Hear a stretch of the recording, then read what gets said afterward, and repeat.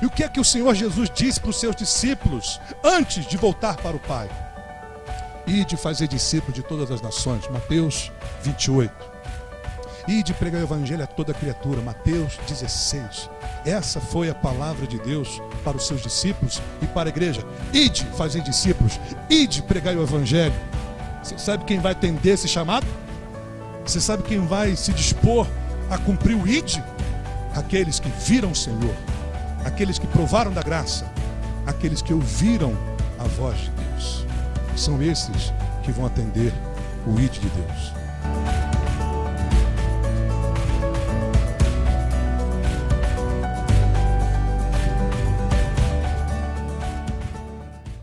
E o Senhor, mais uma vez, por graça e misericórdia, vai falar conosco. A Bíblia vai ser aberta, a Bíblia vai ser lida, a Bíblia vai ser explicada e as aplicações vão ser sugeridas com base nos limites do texto bíblico. E eu estou dizendo isso porque eu conheço muito bem o pregador dessa noite. E é um irmão muito querido, um pastor conhecido na cidade, que tem um testemunho tão bonito na caminhada com o Senhor Jesus. Quero chamar aqui à frente o pastor Renato Corumbá. Ele é pastor da Igreja Bíblica do Brasil, uma igreja irmã. O pastor Renato tem sido um amigo de muitos pastores da Igreja Presbiteriana do Brasil aqui na nossa cidade. Tem feito um grande esforço para gerar cada vez mais comunhão entre nós. E aí a gente já tinha um tempo que queria convidar o pastor Renato, algumas coisas da parte de Deus acontecendo. A gente falou assim, não, vamos chamar o pastor Renato, vamos deixar Deus usar a vida dele também na nossa igreja, assim como ele está usando lá na Igreja Bíblica do Brasil. Então, pastor Renato, você é muito bem-vindo, Deus te abençoe, Deus use a sua vida e obrigado por aceitar o convite, por estar conosco, tá? Você é muito bem-vindo.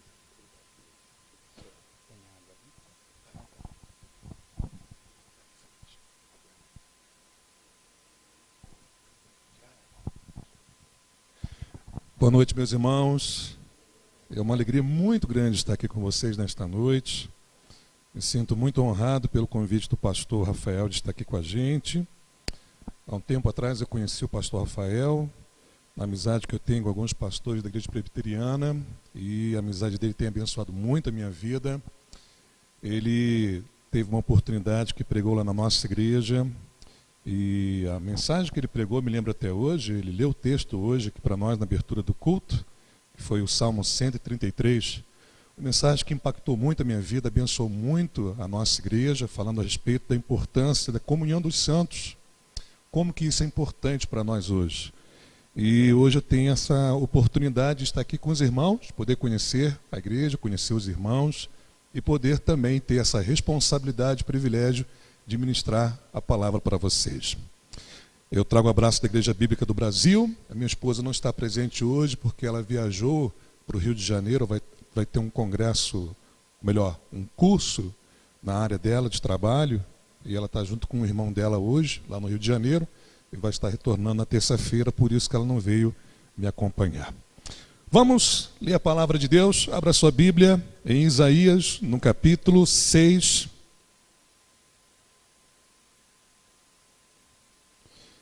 Vamos fazer a leitura do verso 1 até o verso 8.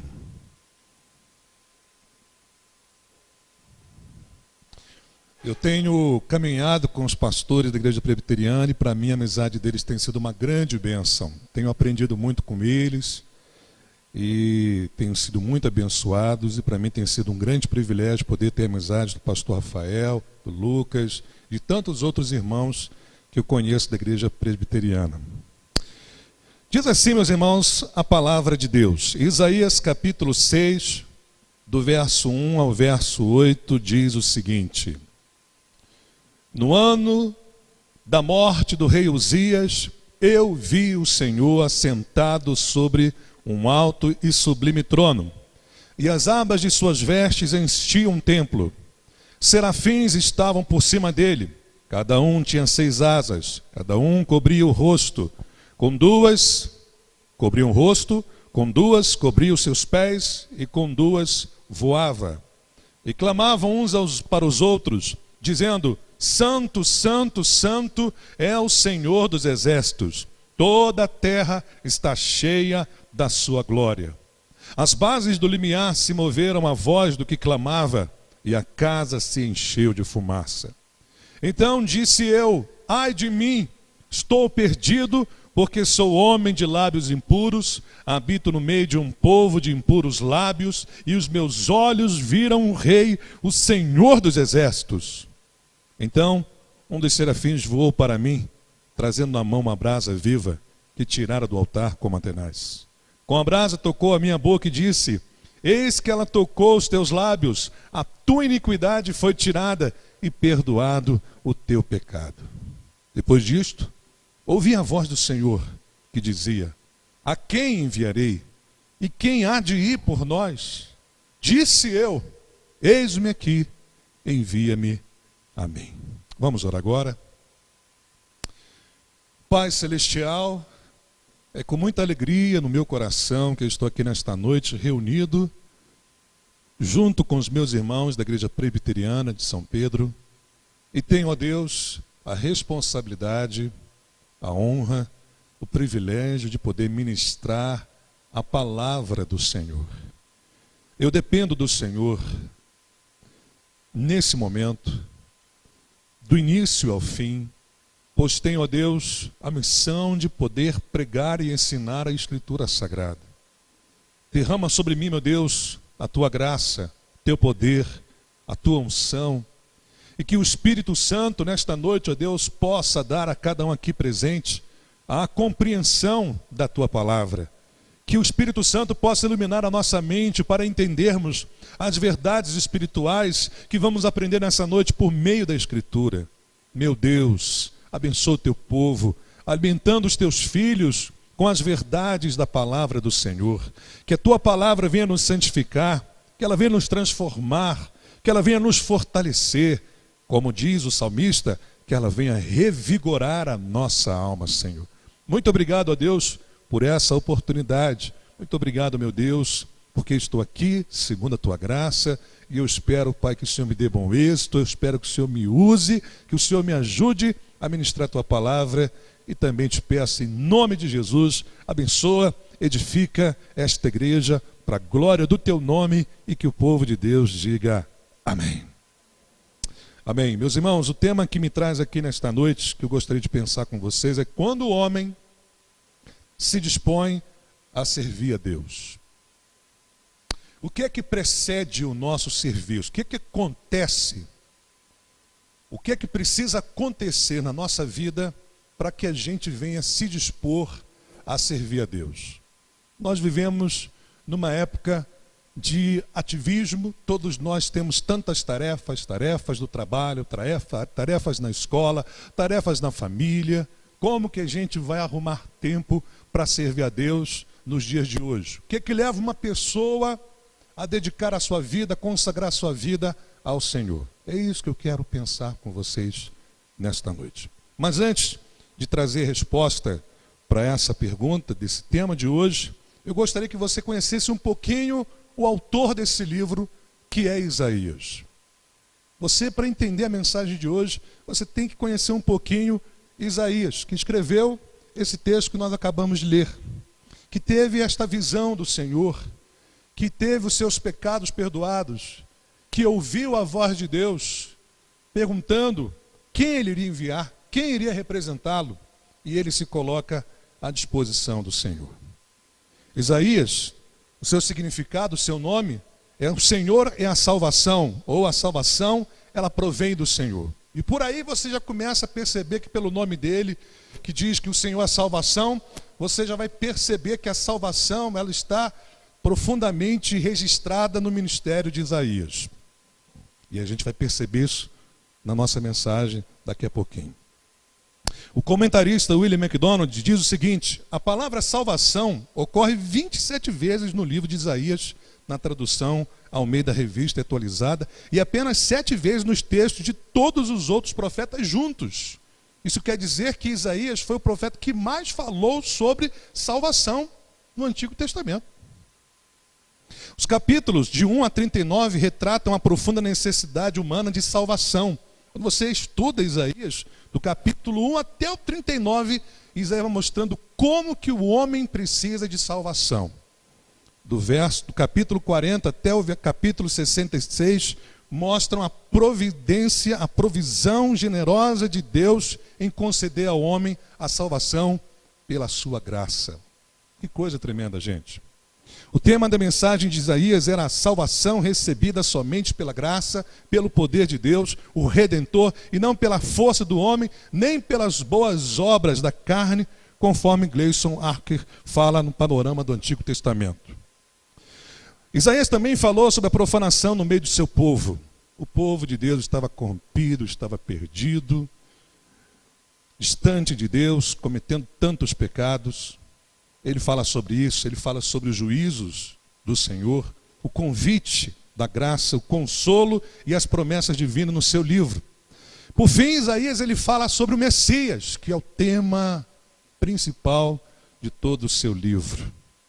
O Messias que deveria vir ao mundo, Jesus Cristo, nosso Senhor.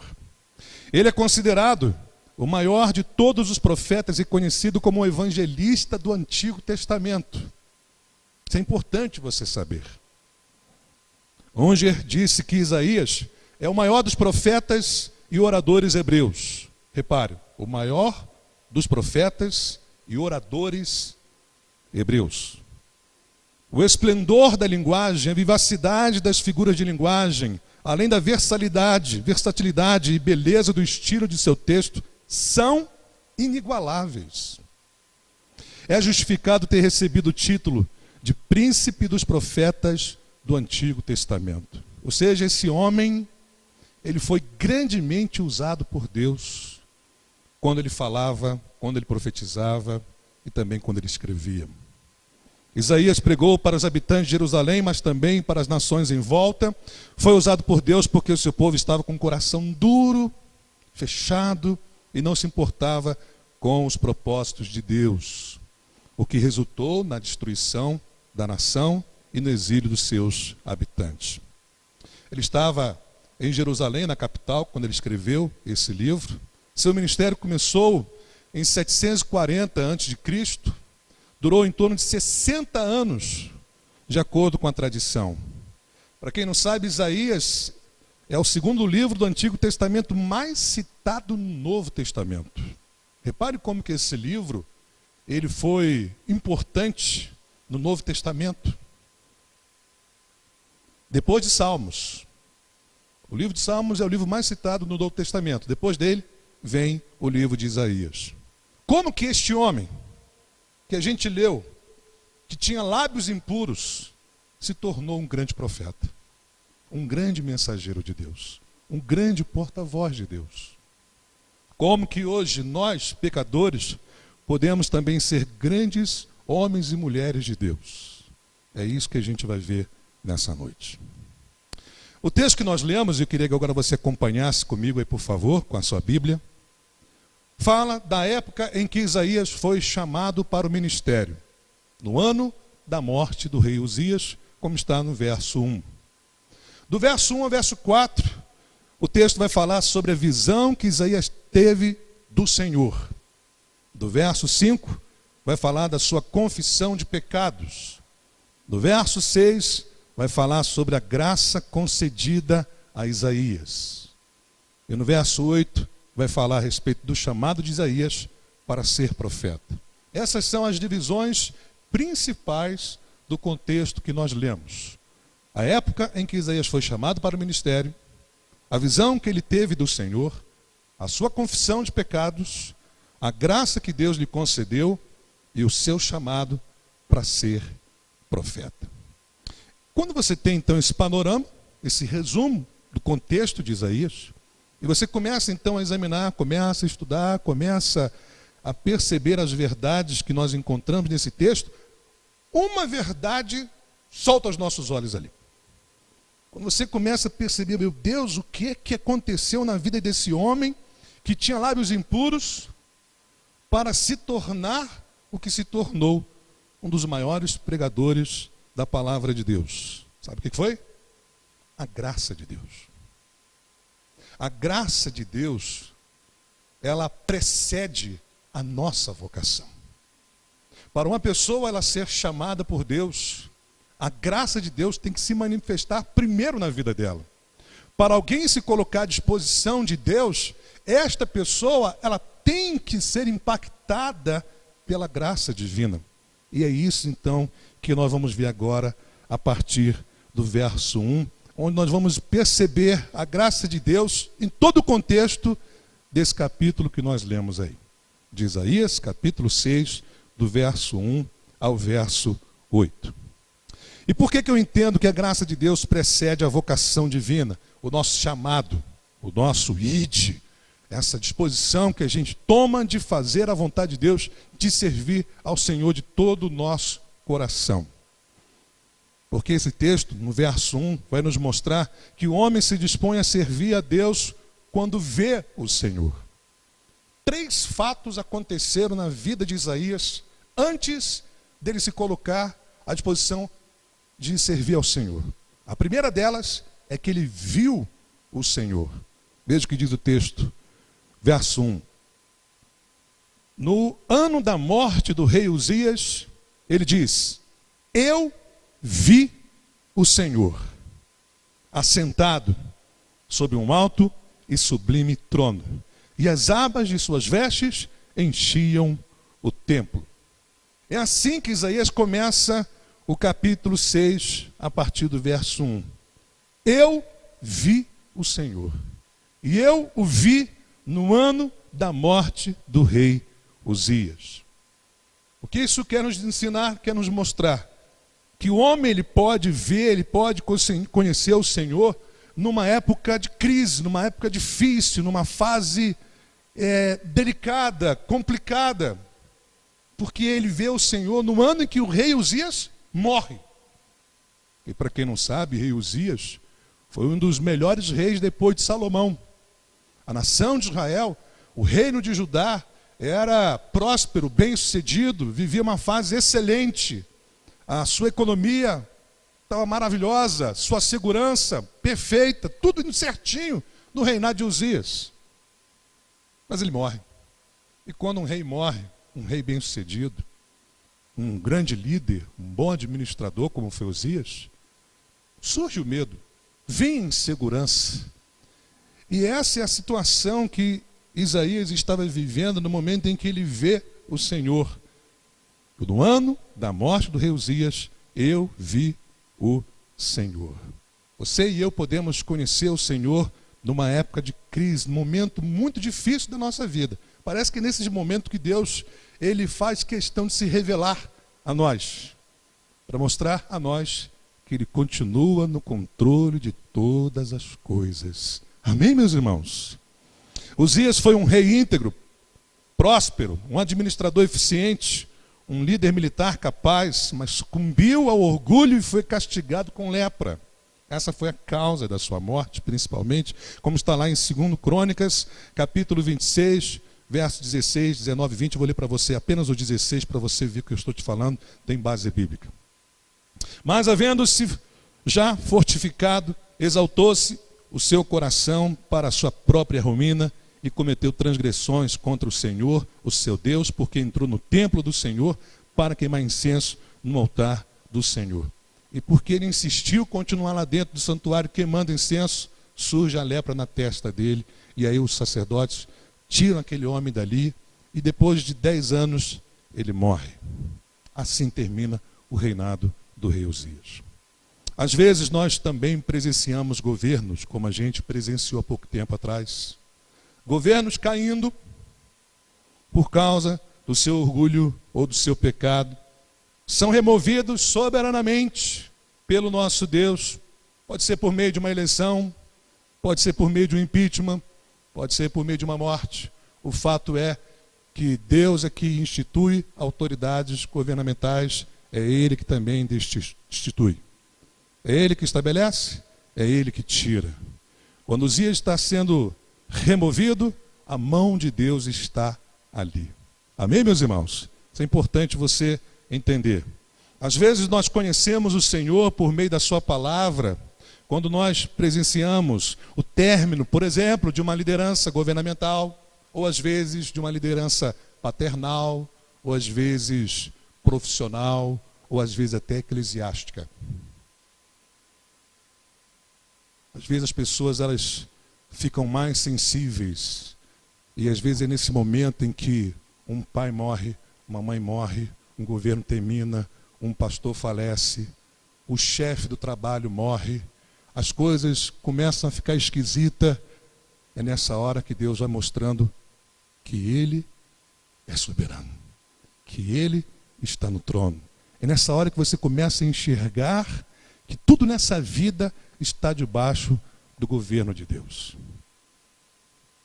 J. Washington diz o seguinte: no contexto de tal crise, Deus pode mais facilmente tornar-se conhecido do que quando os tempos são favoráveis e somos confiantemente complacentes. Ele diz: no ano da morte do rei Uzias, meus olhos viram o rei. Sabe que eu não comecei a enxergar o Senhor no meu sofrimento. Eu comecei a enxergar Deus quando eu estava sofrendo. No meu momento de dor, eu comecei a me voltar para Deus. E foi nesse momento mais difícil da minha vida que Deus abriu os meus olhos e eu comecei a enxergá-lo. É assim nessa hora que a gente começa a enxergar o Senhor. Quando o homem enxerga o Senhor, ele também visualiza a soberania do Senhor. É o que Isaías vai nos mostrar e vai pontuar isso para a gente no verso 1, acompanhem comigo. Isaías, ele vê a soberania de Deus.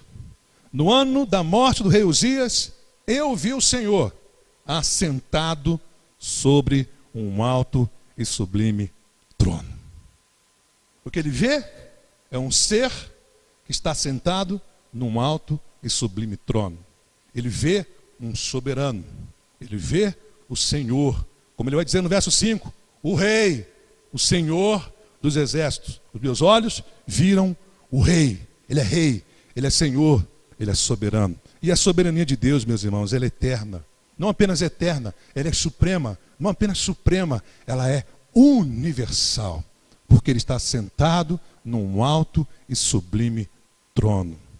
O Novo Comentário Bíblico do Antigo Testamento faz o seguinte comentário sobre esse versículo.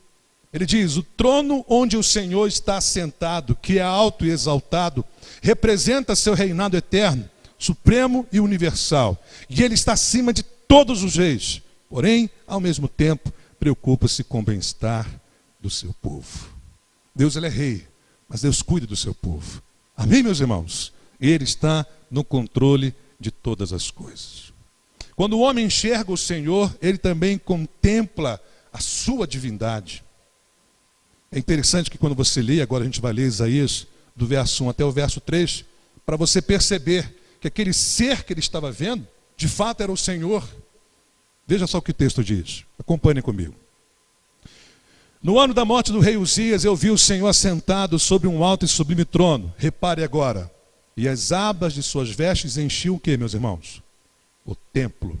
Ele vê o Senhor no templo. Templo é lugar de adoração, é lugar onde Deus está presente. Então ele começa a perceber a divindade do Senhor. Serafins estavam por cima dele. Cada um tinha 6 asas, com 2 cobriam o rosto. Por que eles cobriam o rosto? Porque eles não podiam ver a santidade de Deus. Porque Deus é santo. Com 2 cobriam seus pés e com 2 voavam. E o que eles clamavam? Eles clamavam uns para os outros dizendo: Santo, Santo, Santo é o Senhor dos exércitos. Toda a terra está cheia da sua glória. Então você percebe que Isaías, ele vê o Senhor no templo sendo glorificado pelos serafins. Ele estava vendo o próprio Deus. Quando o homem enxerga o Senhor, ele verbaliza a soberania de Cristo de uma maneira muito enfática. É o que nós vemos agora no verso 5, acompanhe comigo. Então disse eu: ai de mim, estou perdido, porque sou homem de lábios impuros, habito no meio de um povo de impuros lábios, e os meus olhos viram o Rei, o Senhor dos exércitos. Eu vi, gente, eu vi o Rei, eu vi o Senhor dos exércitos. Note como é que ele destaca a soberania do Senhor nas suas palavras. A soberania de Deus, meus irmãos, ela pode ser vista quando a soberania humana é removida da nossa vida. E isso é uma coisa que é destacada nesse contexto de Isaías. Ele vê o Senhor quando um soberano está morrendo, quando o seu rei está morrendo. É nessa hora que ele começa a ver um rei, o Senhor dos exércitos. Mais uma vez, Joe Auster diz o seguinte: não pode ser mera coincidência que Isaías tenha visto o rei no ano da morte do rei Uzias. O profeta reconhecia que o destino da nação, tanto quanto o seu próprio destino, não repousa finalmente na mão de algum rei humano, por mais competente e fiel que fosse o rei. Ao contrário, está nas mãos do único, o genuíno monarca da criação, como sucede com frequência apenas quando o rei menor foi removido, o rei maior pode ser visto. Que coisa tremenda, né? É nessas horas que nós enxergamos a soberania do Senhor. Governos humanos, então, meus irmãos, são passageiros, mas o governo divino, ele é eterno. Amém, meus irmãos? Isso é uma coisa que tem que trazer segurança para a gente. Não importa qual vai ser o nosso governante, se a ideologia dele é esquerdista, central, ou da direita, ou centro-esquerda, centro-direita, isso para a gente não tem muita importância, né, irmãos? O que tem importância é que Deus está lá no alto e sublime trono, governando todas as coisas, governando todos os reis, governando todas as nações. É dele que vem a nossa segurança. É dele que vem a nossa esperança. Amém, meus irmãos? Louvado seja Deus por isso. Quando o homem, enxerga o Senhor, ele não apenas contempla a divindade, não apenas contempla a sua soberania, mas ele também enxerga a sua santidade. E é isso que eu quero chamar agora a sua atenção para o verso 3, que nos mostra que Isaías ouviu os serafins proclamando a santidade e a glória do Senhor. Veja o que diz o texto. E clamavam uns para os outros, dizendo: Santo, Santo, Santo é o Senhor dos exércitos. Toda a terra está cheia da sua glória. Aquele ser que Isaías estava vendo no alto sublime trono, ele é santo, santo, santo. Assim proclamavam os serafins: Santo, Santo, Santo é o Senhor dos exércitos, toda a terra está cheia da sua glória. Ele está vendo o Senhor sendo exaltado, sendo glorificado pelos serafins, sendo adorado como Deus. Sabe o que isso nos mostra? Essa questão de ser santo, santo, santo. Que a santidade de Deus é indescritível. Não dá para você descrever o quanto Deus, ele é santo. O novo comentário bíblico do Antigo Testamento, ele faz um comentário muito interessante que vale a pena você ouvir. Olha o que ele diz. Repetir 2 vezes a palavra santo em hebraico equivale a descrever alguém como santíssimo. Repetir a palavra santo 3 vezes eleva o adjetivo ao nível máximo. Em outras palavras, a santidade de Deus é indescritível pela linguagem humana. Ser santo significa ser diferente, distante ou transcendente. Portanto, a canção dos serafins é um refrão constante sobre o fato de a transcendência de Deus ser indescritível. Deus é santo demais, irmão. Santo além do que você possa imaginar. É por isso que ele é santo, santo e santo. Quem é este que Isaías viu? Quem é este Senhor que está sentado no alto sublime trono que Isaías viu? João nos revela isso. Quando você lê comigo agora, João capítulo 12, do verso 37 ao verso 41, nós vamos ter a resposta de quem é este Senhor assentado no alto sublime trono, que é glorificado pelos serafins, que dizem que ele é santo, santo, santo, e que a terra inteira está cheia da sua glória. Acompanhe comigo aí, por favor, na sua Bíblia. João capítulo 12, verso 37 até o verso 41. E no 41, João, o apóstolo do Senhor Jesus, vai nos revelar quem é este Senhor que Isaías viu nesta visão. Verso 37 diz assim: mesmo depois que Jesus fez todos aqueles sinais milagrosos, não creram nele. Isso aconteceu para se cumprir a palavra do profeta Isaías, que disse: Senhor, quem creu em nossa mensagem e a quem foi revelado o braço do Senhor? Por esta razão eles não podiam crer, porque, como disse Isaías noutro lugar, mais uma vez o texto de Isaías é citado por João: cegou os seus olhos e endureceu-lhes o coração, para que não vejam com os olhos, nem entendam com o coração, nem se convertam, e eu os cure. Agora Isaías vai dizer no verso 41 aí: Isaías disse isso porque viu a glória de Jesus e falou sobre ele. Então a visão que Isaías teve é a visão do Cristo, é a visão de Jesus, é a visão da glória de Cristo. E Paulo nos afirma claramente que Cristo é o Deus acima de todos, que bate, que se harmoniza com essa visão de Isaías. Lá em Romanos, no capítulo 9, verso 5, ouça, depois você pode, anote na sua agenda e depois você confere em casa. Paulo disse no Romanos capítulo 9, verso 5: deles são os patriarcas, e a partir deles se traça a linhagem humana de Cristo, falando dos judeus. Mas ele diz assim: deles são os patriarcas, e a partir deles se traça a linhagem humana de Cristo, que é Deus acima de todos. Cristo, que é Deus acima de todos, bendito para sempre. Amém. O nosso Cristo é Deus que está acima de todos.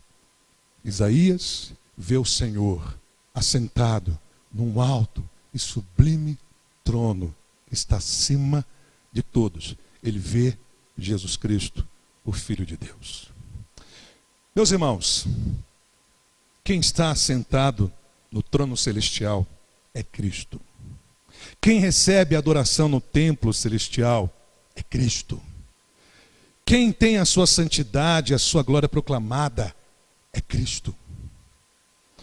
Sobre a divindade de Cristo, o Evangelho nos mostra Cristo sendo adorado pelos magos, algo que você pode ver em Mateus capítulo 2, verso 11. Ele é adorado pelos seus discípulos, você pode ver em Mateus 28, 17. Ele é o Deus encarnado sendo adorado pelos homens. Sobre a soberania de Cristo, o Evangelho nos revela Cristo controlando a natureza. Mateus 8, verso 27, quando Jesus controla os ventos e o mar. Ele expulsa demônios, mostrando o seu poder sobre os demônios, em Lucas capítulo 11, verso 14. Ele tem poder sobre as enfermidades, ele cura os enfermos, em Lucas capítulo 9, verso 11.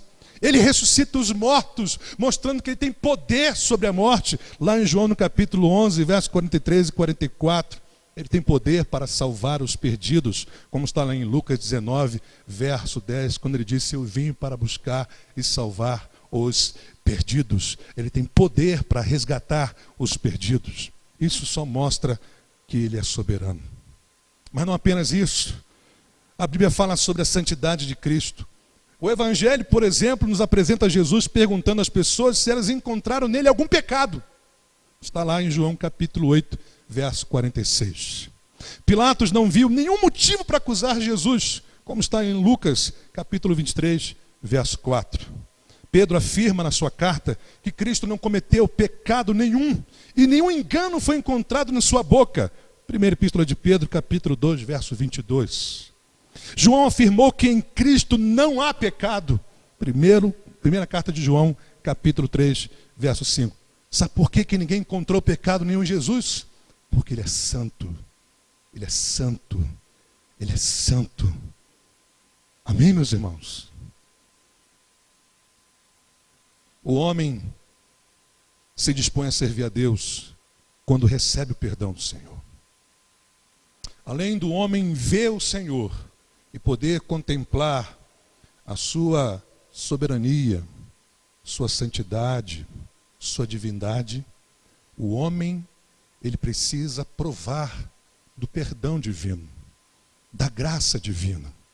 É isso que a gente vai ver agora, a partir do verso 7, versos 5, 6 e 7. A gente vai perceber no verso 5 que o perdão divino é concedido para aqueles que enxergam e confessam os seus pecados. Eu estou agora me lembrando aqui, eu fico assim maravilhado, né? Como que Deus ele vai confirmando aquilo que a gente precisa falar. Acho que o pastor Rafael já passou também por essas experiências, mas assim, eu fico maravilhado, porque eu vejo que Deus está assim confirmando, tá vendo? É isso que você tem que falar mesmo. Então, quando você esteve aqui no início do culto, você viu o louvor sendo ministrado, foi colocada aqui uma letrinha de uma música aqui que diz: o Senhor reina, o Senhor reina. Lembram disso? Está falando da soberania de Deus. O pastor Rafael, quando estava ministrando a ceia, ele disse algo importante, que nós temos que confessar os nossos pecados ao Senhor na hora que nós vamos estar ceando. Falou sobre confissão de pecados. Eu vou ouvindo essas coisas, vou ver, Senhor, é por aí mesmo. É isso que a gente precisa ouvir. O povo precisa saber que o Senhor reina, que o Senhor é soberano. O povo precisa enxergar os seus pecados e confessar os seus pecados. E, irmãos, e muitas coisas que foram sendo faladas, ministradas no culto aqui, já foi Deus mostrando o que Ele queria que nós soubéssemos nesta noite. Então a palavra de Deus só vem confirmar tudo isso que já está sendo falado. E aí então, no verso 5, Isaías ele confessa que é pecador. Ele confessa o seu pecado. Diz a palavra de Deus: então disse eu, ai de mim, estou perdido. São duas expressões que externam um desespero do homem. Ai de mim, estou perdido, porque sou homem de lábios impuros, habito no meio de um povo de impuros lábios, e os meus olhos viram o Rei, o Senhor dos Exércitos. Note que eu disse que o perdão divino ele é concedido para aqueles que enxergam e confessam os seus pecados. Antes de Isaías ser perdoado, ser tocado pela brasa, ele reconheceu que era pecador. Ele confessou os seus pecados. Ai de mim, estou perdido, sou um homem de lábios impuros, porque eu vi o Senhor, o Rei da Glória. Meu Deus do céu. O judeu sabia que se alguém visse o Senhor, morreria. O homem só não morre quando vê o Senhor, porque Deus já tem um propósito daquilo ali, irmãos. E como ele tinha na vida de Isaías. E aqui a gente percebe então que o primeiro pecado que nós temos que ver é o nosso. O primeiro pecado que nós temos que enxergar é o nosso. Para depois da gente enxergar as falhas dos outros. Quando Isaías começa o capítulo 1, ele começa mostrando os pecados do povo. Ai de vocês, ai de vocês. E ele apresenta muitos ais. Mas, antes dele falar o ai do pecado alheio, ele fala do ai dele. Ele fala do pecado dele. Ele primeiro precisa enxergar o seu pecado, para depois ser usado por Deus para mostrar o pecado do povo e levar o povo para o arrependimento. O Wesley, no seu comentário, ele faz o seguinte comentário: antes de ministrar aos outros, devemos nos permitir ser ministrados por Deus. Antes de proferir ais contra os outros, devemos sinceramente dizer: ai de mim. A convicção de Isaías de seus pecados conduziu à confissão, e a confissão levou à purificação. Assim como Isaías, muitos dos grandes heróis da fé viram-se como pecadores e humilharam-se diante de Deus. Antes de Deus usar a boca de Isaías, que era uma boca impura, esse homem teve que confessar o seu pecado, teve que enxergar: eu sou um homem que tem lábios impuros. E por isso, ai de mim, porque eu estou perdido. E o Evangelho, meus irmãos, afirma que todos são pecadores. Alguns têm dificuldade de enxergar isso. Mas quando eles se deparam com a santidade de Deus, aí eles enxergam perfeitamente que eles são pecadores. O que foi que aconteceu com o profeta Isaías aqui? Romanos capítulo 3, verso 23, você já conhece? Diz: pois todos pecaram e estão destituídos da glória de Deus. Todos são pecadores. Alguns com lábios impuros, outros com olhos impuros, outros com cabeças impuras. E, irmão, o negócio é que todos nós somos pecadores. Mas para receber o perdão de Deus, nós temos que confessar os nossos pecados. Por isso, João vai nos mostrar na sua primeira epístola, no capítulo 1, verso 9, que se confessarmos os nossos pecados, Ele é fiel e justo para perdoar os nossos pecados e nos purificar de toda injustiça. Tem gente que sofre com sentimento de culpa, sabe que pecou, tem consciência do seu pecado e se culpa, se martiriza por causa disso. Mas isso não é a saída.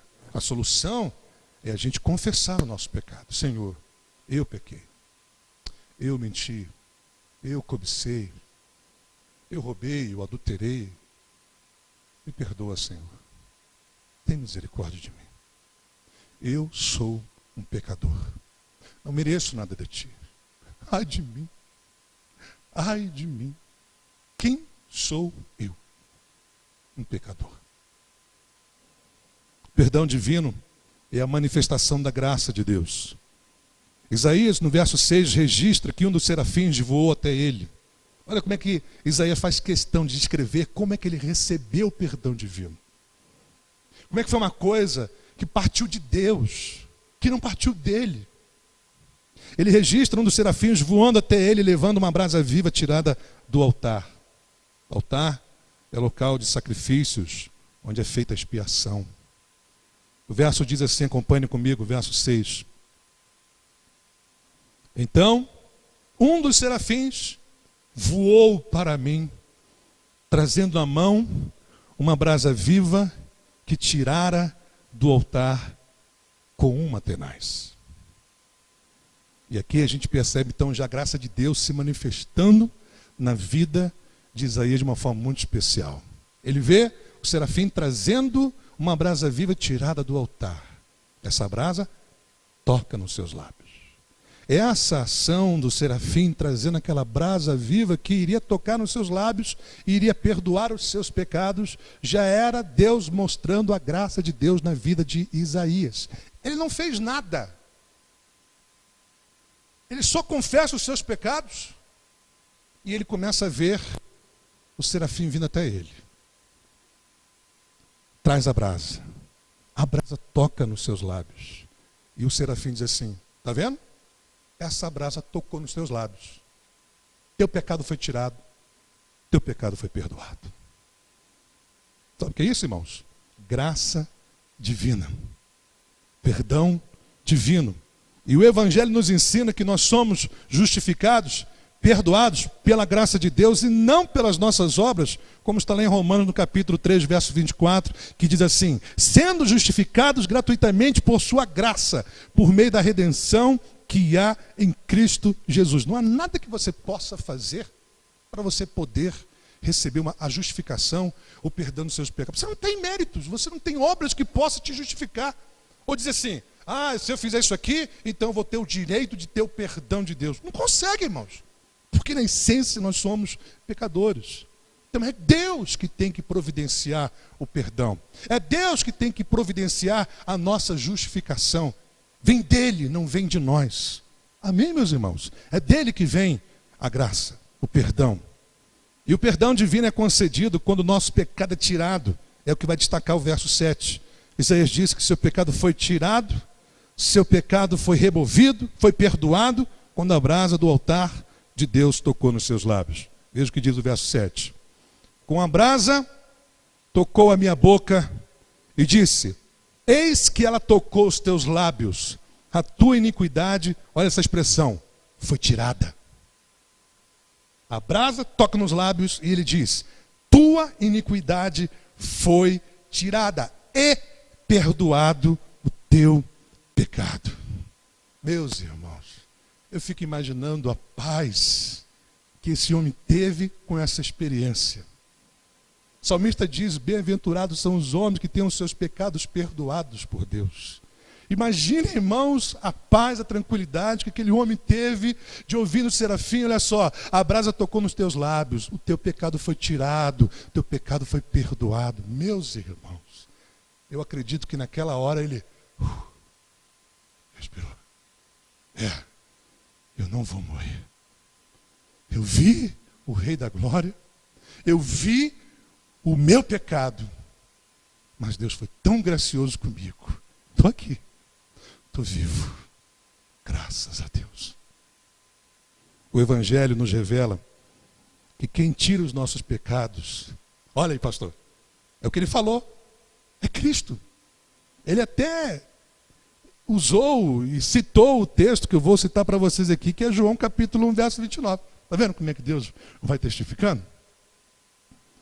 Lá em João, no capítulo 1, verso 29, diz assim: no dia seguinte, João viu Jesus aproximando-se e disse: vejam, é o Cordeiro de Deus que tira o pecado do mundo.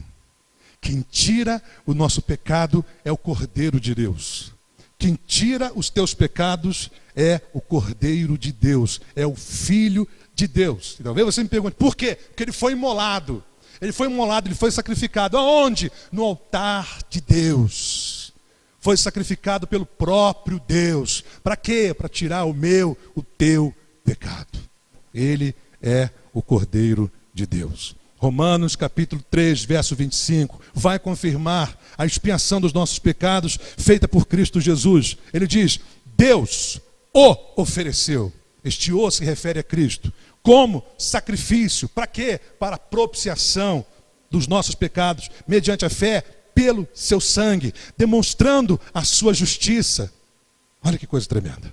Em sua tolerância, havia deixado impunes os nossos pecados anteriormente cometidos.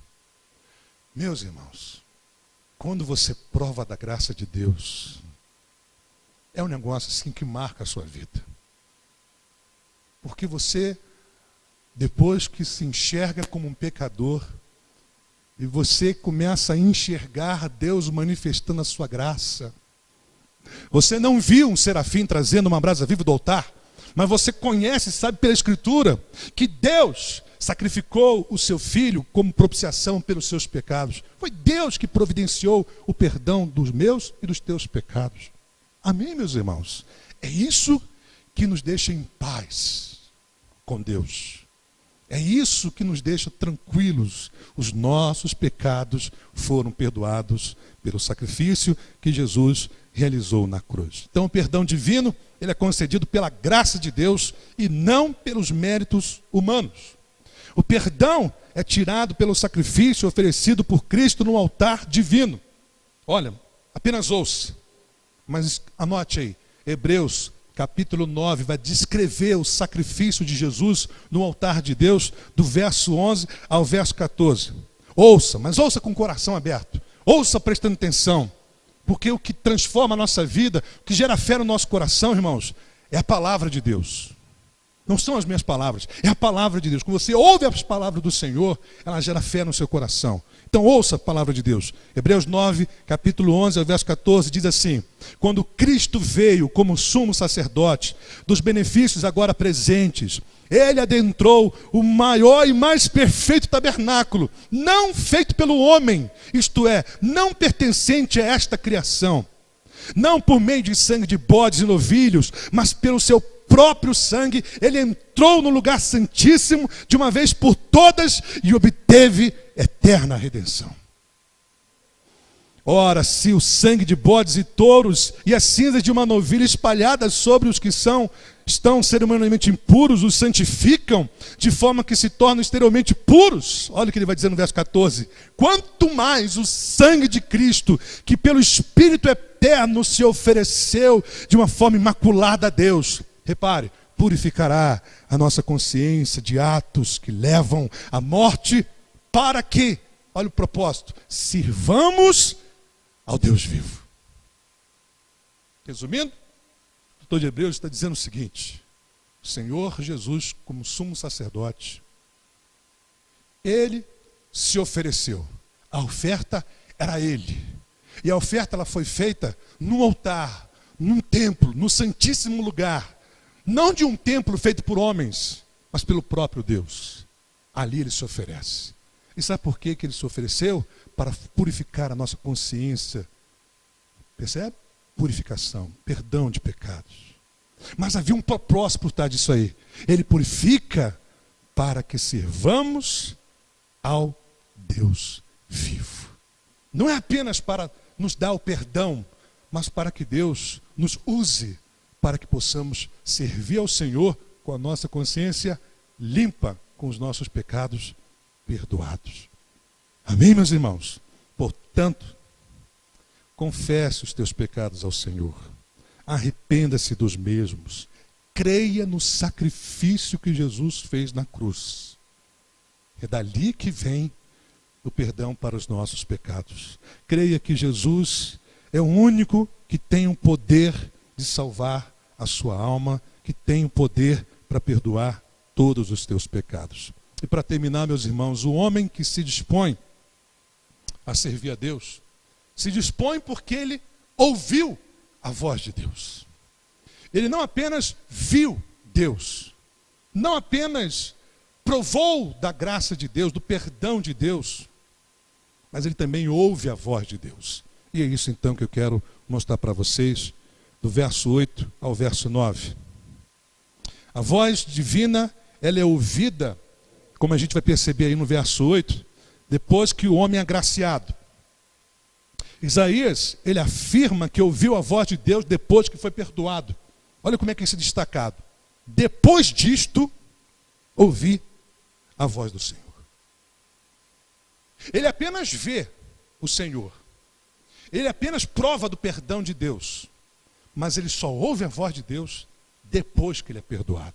Por isso então ele diz, depois disto, ouvi a voz do Senhor. A voz divina, ela revela o desejo de Deus ao homem agraciado. Veja o que diz o verso 8. Isaías ouviu o Senhor questionar a quem ele iria enviar e quem iria representá-lo. Verso 8 diz na segunda parte. Depois disso ouviu a voz do Senhor que dizia, o que ele dizia, meus irmãos? A quem enviarei? E quem há de ir por nós? Então, quando ele ouve a voz de Deus, ele ouve Deus questionando, a quem eu vou enviar? Quem irá por nós? Quem será o nosso representante? O nosso mensageiro? O nosso porta-voz? O nosso embaixador? Quem enviaremos? É interessante que você não vê Deus dizendo assim, Isaías, quero te usar como mensageiro. Vou te usar como mensageiro. Não. Ele só ouve Deus questionando, a quem enviarei? E quem há de ir por nós? E aí a gente percebe um terceiro ponto importante a respeito da voz divina. Ela leva o homem agraciado a se comprometer com Deus. É consequência, irmãos. É um resultado natural. Você ouve a voz de Deus, você entende a voz de Deus, o que Deus está falando com você, oh, Deus, estou aqui. É isso que o Senhor quer? Pode contar comigo. Pode me usar. Olha o que diz o texto aí. Depois disso, verso 8, ouvi a voz do Senhor que dizia, a quem enviarei, a quem há de ir por nós? Agora é ele que diz, disse eu, eis-me aqui, envia-me a mim. Pronto, irmãos. Agora nós temos um homem, pecador, que foi agraciado por Deus, que viu o Senhor, que viu a graça de Deus, que provou do perdão divino, que ouve a voz de Deus agora dizendo, Senhor, conta comigo. Eis-me aqui. Envia-me a mim. Tremendo, né, irmãos? Tremendo, né? Esse é o efeito da graça de Deus. É isso que a graça de Deus faz na nossa vida. Ela transforma o nosso coração. Ela nos coloca à disposição de Deus. Você entende a vontade de Deus e você se dispõe a fazer a vontade de Deus. Ninguém obrigou Isaías a ser um mensageiro. Ele se dispôs a servir a Deus, porque ele ouviu a voz de Deus. E a Escritura nos diz, irmãos, que nos últimos dias Deus nos falou por meio do seu Filho, como está lá em Hebreus, no capítulo 1, do verso 1 ao verso 2, que diz assim, há muito tempo Deus falou muitas vezes e de várias maneiras aos nossos antepassados, por meio dos profetas, mas nestes últimos dias falou-nos por meio do Filho, a quem constituiu o herdeiro de todas as coisas e por meio de quem fez o universo. E o que é que o Senhor Jesus disse para os seus discípulos antes de voltar para o Pai? Ide fazer discípulo de todas as nações, Mateus 28. Ide pregar o evangelho a toda criatura, Mateus 16. Essa foi a palavra de Deus para os seus discípulos e para a igreja. Ide fazer discípulos, ide pregar o evangelho. Você sabe quem vai atender esse chamado? Você sabe quem vai se dispor a cumprir o ide? Aqueles que viram o Senhor, aqueles que provaram da graça, aqueles que ouviram a voz de Deus. São esses que vão atender o ide de Deus. Então o pecador responde positivamente ao chamado divino porque foi perdoado pela graça de Deus. Por isso que o comentarista do comentário Moody diz o seguinte: cada crente é salvo para servir. Uma testemunha divina desde o momento da conversão. A grande comissão ela é feita por pessoas salvas pela graça de Deus. O novo comentário bíblico diz o seguinte, do Antigo Testamento: o voluntariado de Isaías provém de um coração agradecido. Ele deseja servir ao Deus que lhe perdoou. Irmão. Quando você sabia que poderia morrer porque é um pecador, e Deus graciosamente te perdoa e poupa a tua vida, quando você ouve a voz dele, perguntando a quem ele vai enviar, você não espera ninguém. É você que se coloca à disposição. Eis-me aqui, Senhor. Pode contar comigo. Usa minha vida, usa minha boca, usa o que o Senhor quiser. Porque eu sou grato a Ti. Amém, meus irmãos? Então, amados, nós podemos concluir que Cristo se revelou a Isaías, como Cristo se revela hoje a nós pela Escritura. Cristo é a graça de Deus que tira o nosso pecado, como tirou o pecado de Isaías. Cristo comissiona aqueles que foram agraciados, como comissionou o profeta Isaías. O homem se coloca à disposição para servir ao Senhor quando ele vê o Senhor, quando ele vê a si mesmo e quando ele vê a vontade de Deus. Qual era a vontade de Deus? Que alguém representasse Deus. Ele disse: pode contar comigo. Porque ele viu o Senhor. E este Senhor que ele viu é soberano. Percebe? Ele é o rei da glória. O que o rei diz, eu tenho que fazer. E ele vê esse rei perdoando os seus pecados. Meu Deus do céu. O que eu posso fazer por esse rei? Quem eu enviarei? Pode contar comigo, Senhor. Pode me enviar. Usa a minha vida. É isso que acontece. Então, amados, será que nós podemos enxergar por meio da palavra de Deus a soberania, a divindade, a santidade de Cristo? Vimos aqui vários textos que falam sobre a divindade de Cristo. Será que nós cremos que Cristo realmente é o Cordeiro de Deus que tira os nossos pecados? Ou ainda estamos pensando que alguma coisa que nós vamos fazer, algumas obras podem nos tornar justos aos olhos de Deus, que é um tremendo engano. Você já se colocou à disposição para servir a Cristo, porque você foi agraciado por Ele? Porque essa é a consequência de quem viu Deus, de quem se viu e de quem viu a vontade de Deus. Amém? Vamos orar? Feche seus olhos, curva sua cabeça.